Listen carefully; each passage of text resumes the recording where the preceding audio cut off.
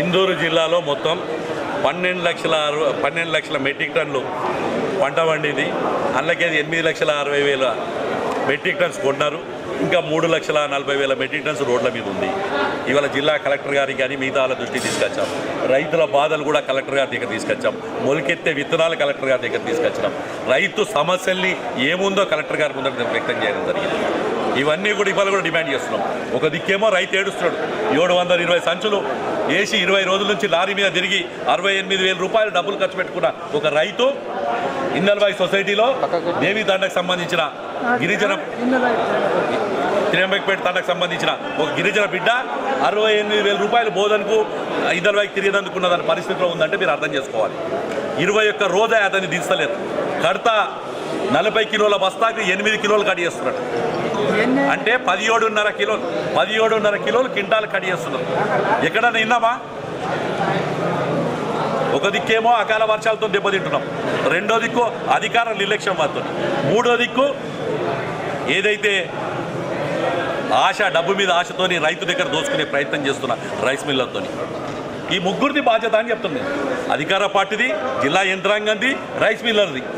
కొనుగోలు కేంద్రాల్లో కనీసం లారీలు లేవు. తన రైతు 18వ తారీఖు నాడు ఆయనకు కొలిసిరు.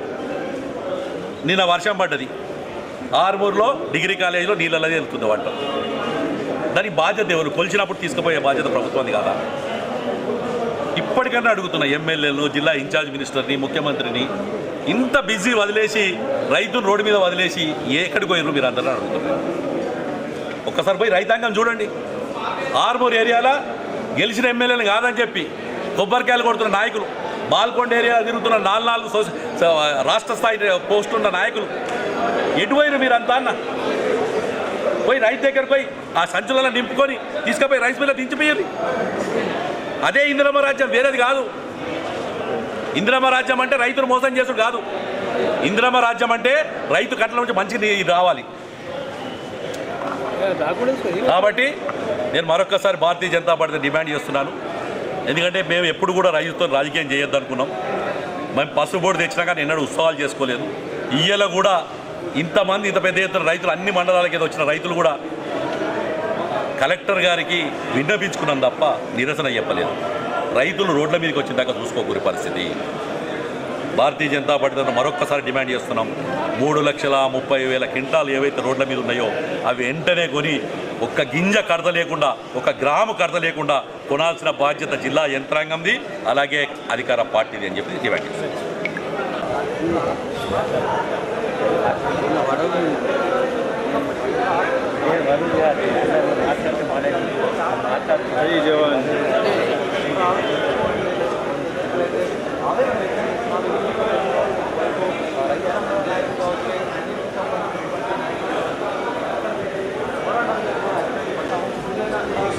జిల్లాలో 60 రోజుల నుంచి కొనుగోలు సెంటర్లు ఓపెన్ చేసిండ్రే తప్ప అప్పటి నుంచి కూడా ఎక్కడ కూడా హమాలీ తెప్పియకుండా ఆ యొక్క కొనుగోలు సెంటర్లలో రైతులందరూ కూడా అడ్లు ఆరబోసి మ్యాచర్ వచ్చిన తర్వాత కుప్పలన్నీ కూడా రాట్పల్లియన్స్ కప్పుకోవాల్సి వచ్చిన పరిస్థితి ఏర్పడ్డది. కానీ తీరా ఇప్పుడు ప్రభుత్వము నిర్లక్ష్యం కారణంగా ఇప్పుడు మనం చూస్తూ ఉన్నాం. ఈ రకంగా పూర్తిగా మొలకలు వచ్చినాయి. రైతాంగం పూర్తిగా నష్టపోతూ ఉన్నారు. ఈ మొలకలతోని ఒక్కొక్క రైతు ఒక ఎకరానికి 20-30 వేల రూపాయలు ఈ మొలకలతో వదిలిపెట్టేసే పరిస్థితి రైతు ఏర్పడుతూ ఉంది కనుక ఈ ప్రభుత్వ నిర్లక్ష్యం కారణంగా మీరు వెంటనే తూకాలు వేసినటువంటి పరిస్థితి ఉంటే ఈ రకంగా మేము రైతాంగం నష్టపోయే పరిస్థితి ఉండేది కాదు. ఈ యొక్క ప్రభుత్వ నిర్లక్ష్యం కారణంగా రైతులు అనేక రకాలుగా తాము ఇల్లు వదిలిపెట్టి, వ్యవసాయ వదిలిపెట్టి రైస్ మిల్లుల చుట్టూ మరియు కొనుగోలు సెంటర్ చుట్టే తిరుగుతూ ఉన్నారు. దీని కారణంగా ఎందుకంటే ఇప్పటికీ కూడా జిల్లాలో ఇంకా 3,48,000 క్వింటాలు ఇంకా తూకం వేయాల్సిన పరిస్థితి ఉంది. మళ్ళీ ఇంకా 4 రోజులు భారీ వర్షాలని చెప్తా ఉన్నారు.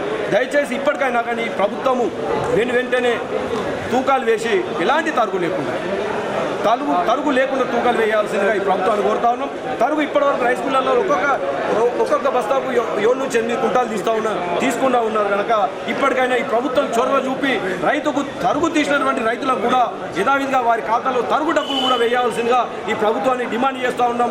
లేకుంటే పెద్ద ఎత్తున మళ్ళీ రైతులతో ఆందోళన కార్యక్రమం చేస్తామని చెప్పి ఈ ప్రభుత్వానికి హెచ్చరిస్తాము.